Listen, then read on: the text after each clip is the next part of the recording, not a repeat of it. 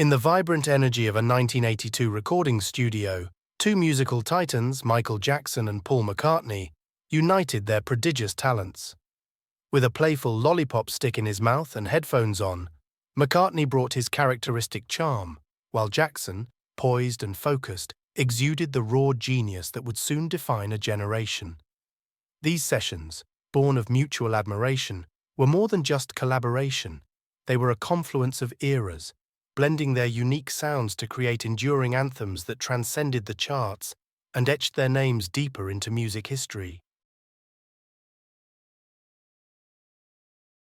In a brightly lit studio in 1977, John Travolta, embodying the raw energy of Tony Manero, tirelessly practiced the intricate dance moves that would soon captivate a global audience.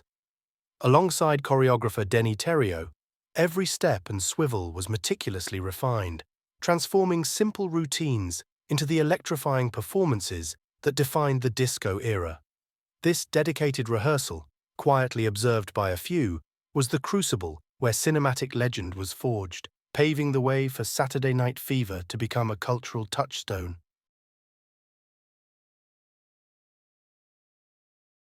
The studio lights warmed the air, but Audrey's infectious smile was the brightest thing in the room. In 1954, as her star began its meteoric rise, she posed in this playful Givenchy creation for Mark Shaw, an image that would forever define her youthful spirit and emerging fashion icon status. Each click of the camera captured not just a look, but a moment when a new kind of Hollywood elegance was being born, a blend of impish charm and sophisticated grace.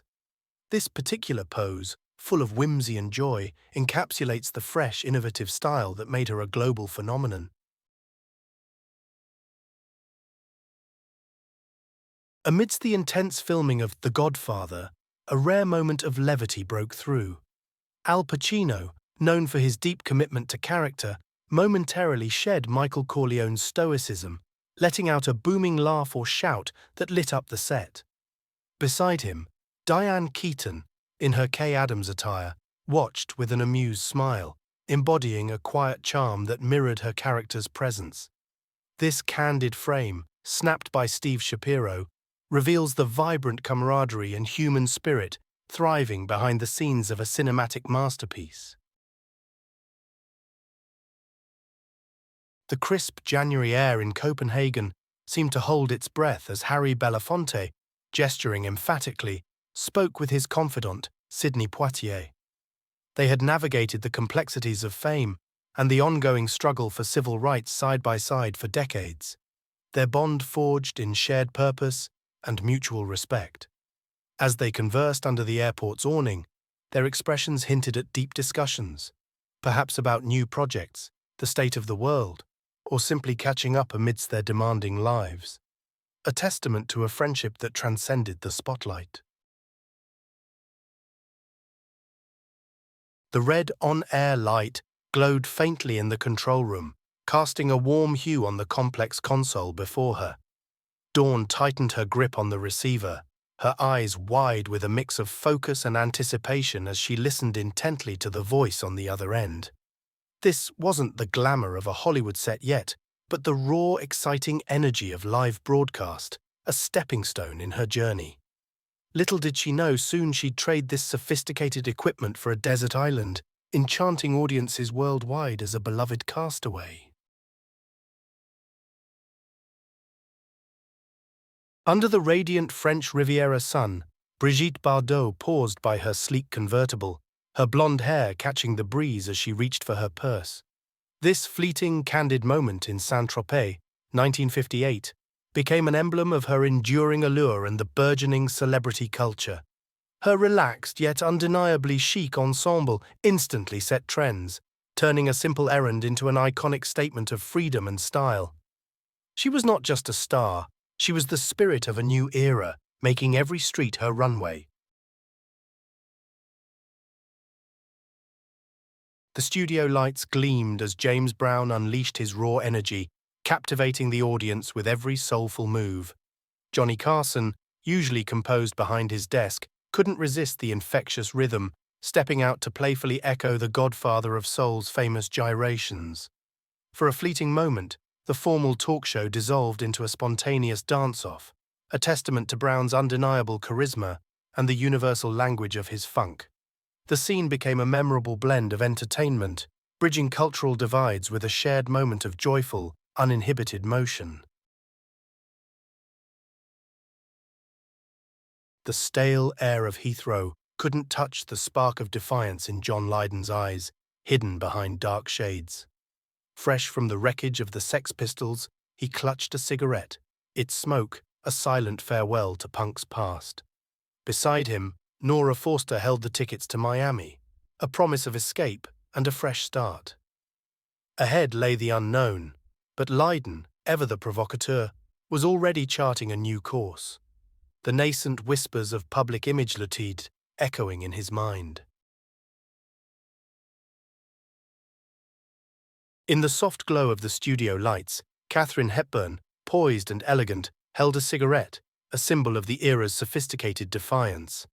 This early portrait, taken just as her star was beginning to ascend, captured the independent spirit that would define her career. The flowing gown and dramatic backdrop framed not just an actress, but a woman ready to challenge Hollywood's conventions, forging her own path with grace and unwavering strength. The deck of the USS Ticonderoga hummed with an excited energy, a welcome break from the relentless routine of wartime operations.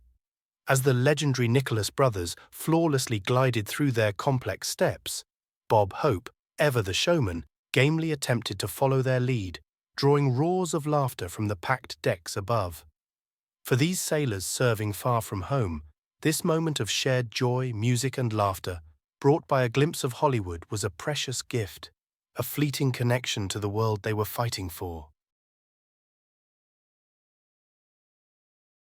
The cold metal of the contraption offered a strange comfort, a silent anchor in the whirlwind of Jean Harlow's dazzling career. She watched the studio hands bustling, their whispers blending with the gentle hum of the unseen machinery, a stark contrast to the carefully crafted elegance of her pose. Each click of the camera was a step further into the legend she was becoming, a platinum blonde icon. In this brief interlude on set, she wasn't just a star. She was a woman navigating the incredible, demanding landscape of 1932 Hollywood, her gaze reflecting a quiet strength beneath the glamorous veneer. The year is 1980, and the world is falling in love with the soulful sounds of Kenny Rogers and Crystal Gayle. Having just released their chart-topping duet, Don't Fall in Love with a Dreamer, the two stars, accompanied by Rogers' wife Marianne, are navigating the bustling international circuit. This candid airport shot, with a British Airways vehicle in the background, captures a moment of easy camaraderie and global success, embodying the golden era of country pop crossover.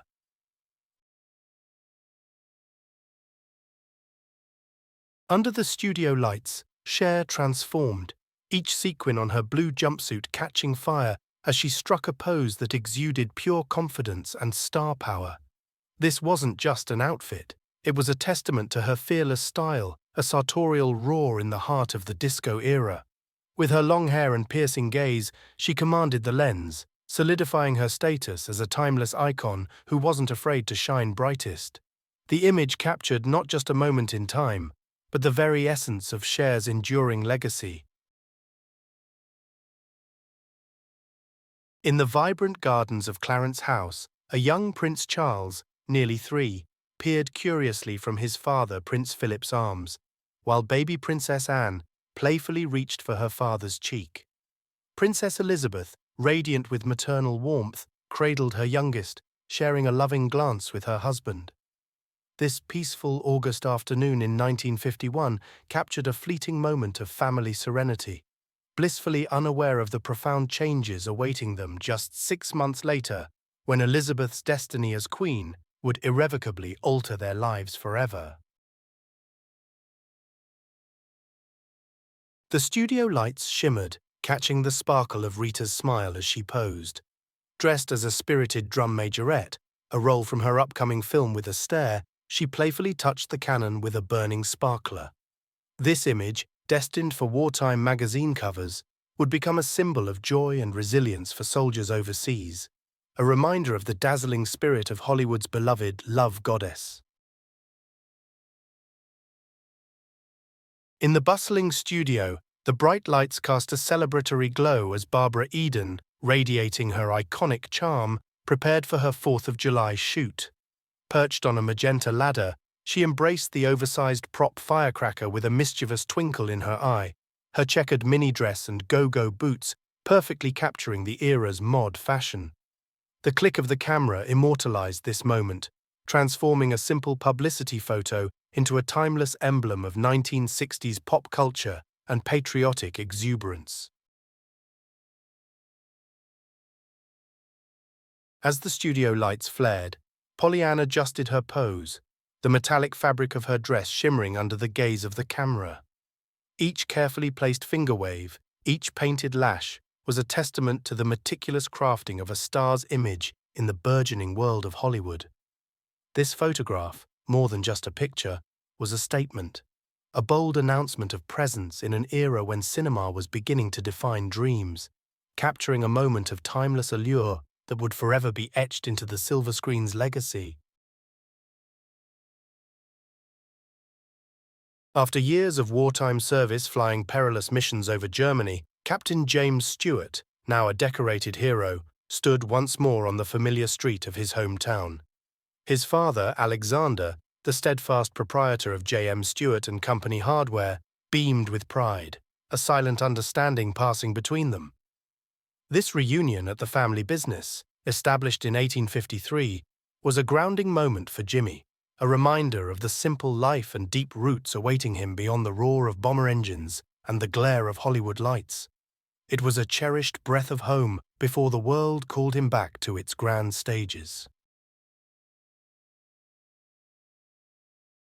In the vibrant energy of a 1978 Philadelphia concert venue, Debbie Harry exuded an effortless cool, even as a sleek boa constrictor draped across her hand. The flashes from multiple cameras punctuated the dim backstage light, each click documenting a moment that perfectly encapsulated her iconic allure. This unique interaction, a blend of fashion, rock and roll edginess, and raw magnetism, created a memorable image, solidifying her status as a daring and unforgettable superstar on the cusp of global fame. The salty air kissed Eleanor's face as she watched her friends, Beatrice and Clara, giggle from within their screenettes. "Ready for a dip, ladies?" she called out, a playful challenge in her voice.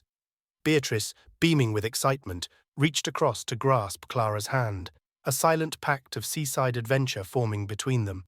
Though a bit awkward, these portable changing screens allowed them to embrace the freedom of the beach, while still adhering to the era's sensibilities, soon to emerge in their daring new swimsuits, ready to chase the waves.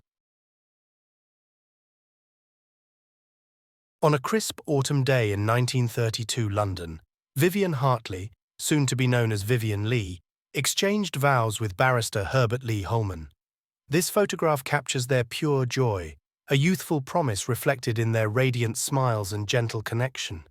Little did they know, this quiet union would precede a life of immense fame and personal upheaval for Vivian, as she embarked on a legendary acting career that would captivate the world for decades to come. This image freezes a moment of intimate happiness on the cusp of an extraordinary destiny.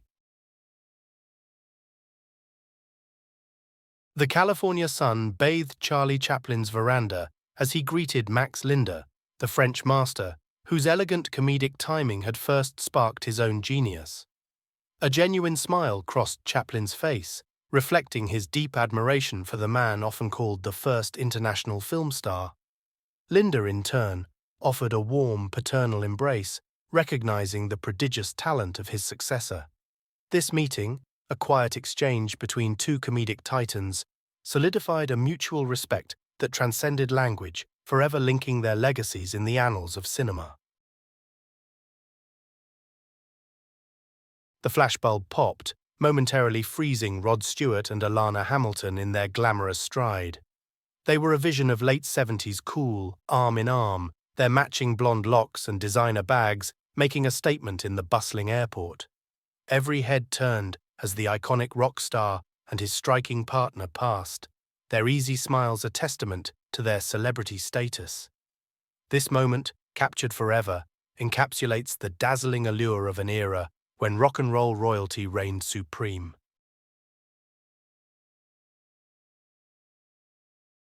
The humid air of July thickened with anticipation as the legendary John Wayne walked among the troops. For Private First Class Fonsel Wofford, the encounter became a cherished memory when the Duke personally signed his combat helmet, a gesture of camaraderie and support. In that brief moment, the harsh realities of the Vietnam War faded, replaced by the inspiring presence of a screen hero. The signed helmet became more than just gear. It was a tangible link to home and a symbol of morale, carried forward into the uncertainties of combat.